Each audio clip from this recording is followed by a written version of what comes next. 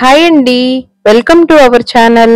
ఈరోజు మన వీడియోలో కార్తీక మాసం స్పెషల్ ఉల్లి వెల్లుల్లి లేకుండా పచ్చి బఠానీలతోటి పులావ్ ఇంకా పన్నీర్ జీడిపప్పు కూరని ఏ విధంగా తయారు చేసుకోవాలో ఈ వీడియోలో చూద్దామండి.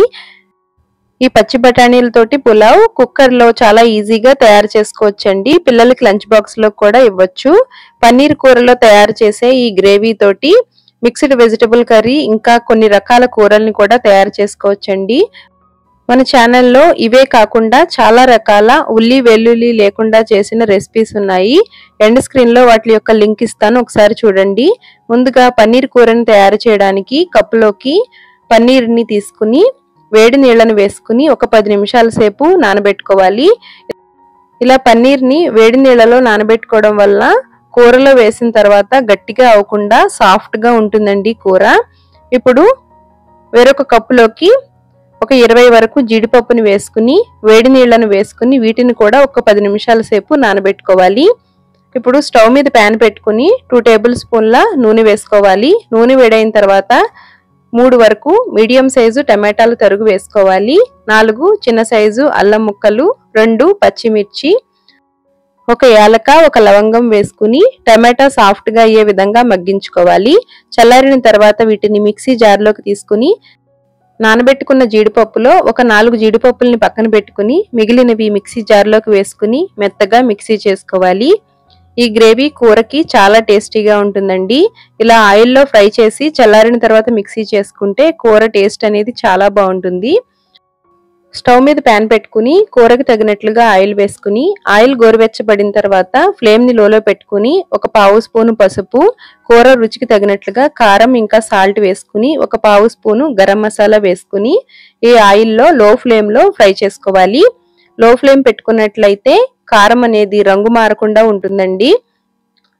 ఇప్పుడు ఈ విధంగా 1 నిమిషం పాటు ఆయిల్లో కలుపుతూ ఫ్రై చేసుకోవాలి. గ్రేవీ కూరలకి ఈ విధంగా చేసినట్లయితే కూర మంచి రంగులో కనిపిస్తుందండి. టేస్ట్ కూడా చాలా బాగుంటుంది. ఇప్పుడు ఇందులోకి మిక్సీ చేసి పెట్టుకున్న టమాటా జీడిపప్పు పేస్ట్ని వేసుకోవాలి. గ్రేవీని మిక్సీ చేసేటప్పుడు వాటర్ అనేది అవసరం ఉండదండి. టమాటాలో ఉన్న వాటరే సరిపోతుంది. అది కాకుండా జీడిపప్పుని నానబెట్టుకున్నాం కాబట్టి చాలా మెత్తగా గ్రైండ్ అవుతుందండి.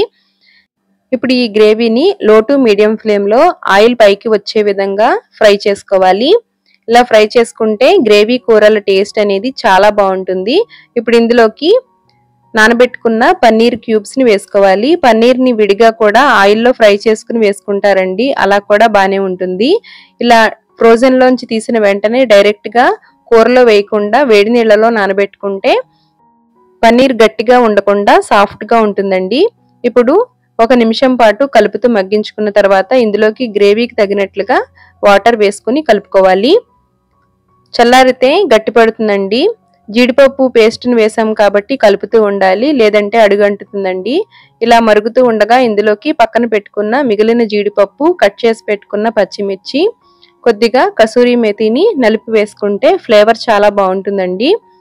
చివరిగా ఇందులోకి కట్ చేసి పెట్టుకున్న కొత్తిమీర తరుగు వేసుకుని కలుపుకోవాలి. అంతేనండి, ఎంతో టేస్టీగా ఉల్లి వెల్లుల్లి లేకుండా పన్నీర్ జీడిపప్పు కూర రెడీ అయిందండి. అన్నంలోకి, చపాతీలోకి, జొన్న రొట్టెల్లోకి చాలా టేస్టీగా ఉంటుందండి. ముఖ్యంగా ఈ పచ్చి బఠానీలతోటి పులావ్ చేస్తున్నాం కదండి, చాలా టేస్టీగా ఉంటుంది. చల్లారితే ఈ విధంగా ఉంటుందండి.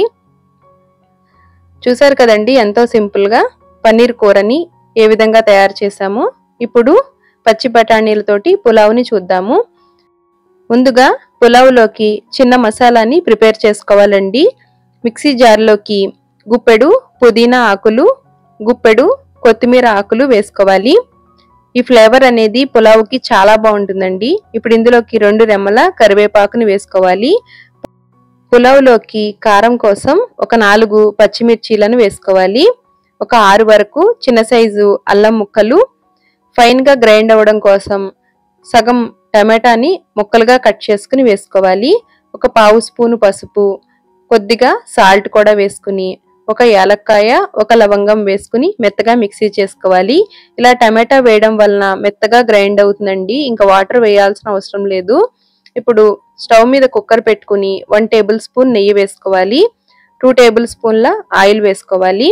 ఇలా ఆయిల్ నెయ్యి వేయడం వలన చాలా టేస్టీగా ఉంటుందండి. ఇప్పుడు ఇందులోకి ఒక పావు స్పూను జీలకర్రని వేసుకోవాలి. జీలకర్ర వేగిన తర్వాత ఇందులోకి జీడిపప్పు, హోల్ స్పైసెస్ ని వేసుకోవాలి.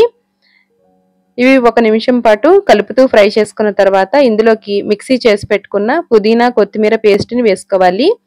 పుదీనా, కొత్తిమీరని మిక్సీ చేసినప్పుడే పసుపు, సాల్ట్ వేయడం వలన ఈ గ్రేవీ రంగు మారకుండా ఉంటుందండి.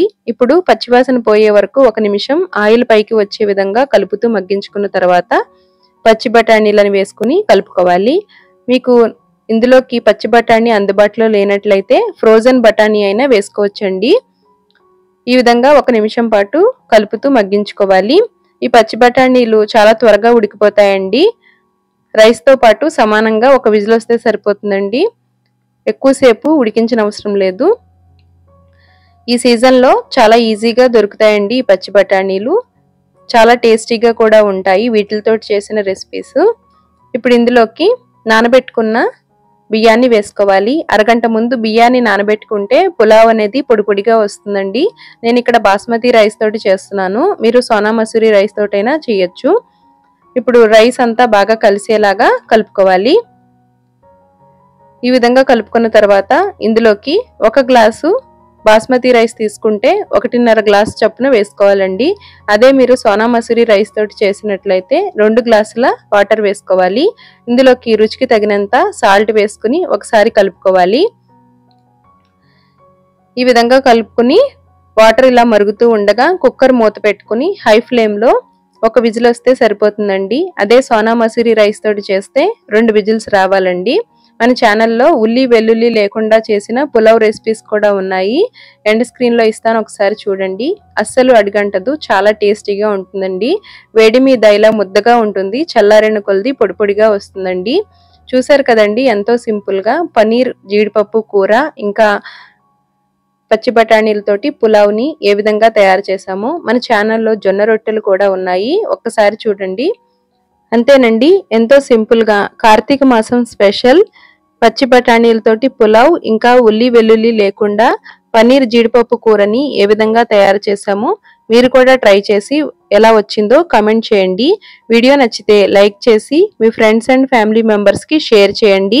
మన ఛానల్లో ఉండే వీడియోస్ని చూసి మీ ఫ్రెండ్స్ అండ్ ఫ్యామిలీ మెంబర్స్కి ఛానల్ని సజెస్ట్ చేయండి.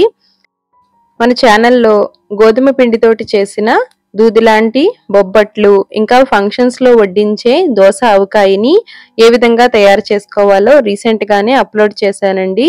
ఈ దోస ఆవకాయ అచ్చం ఫంక్షన్స్లో వడ్డించే దోస ఆవకాయ రుచి వస్తుందండి. ఇంకా స్నాక్స్ కూడా ఉన్నాయి, చూడండి.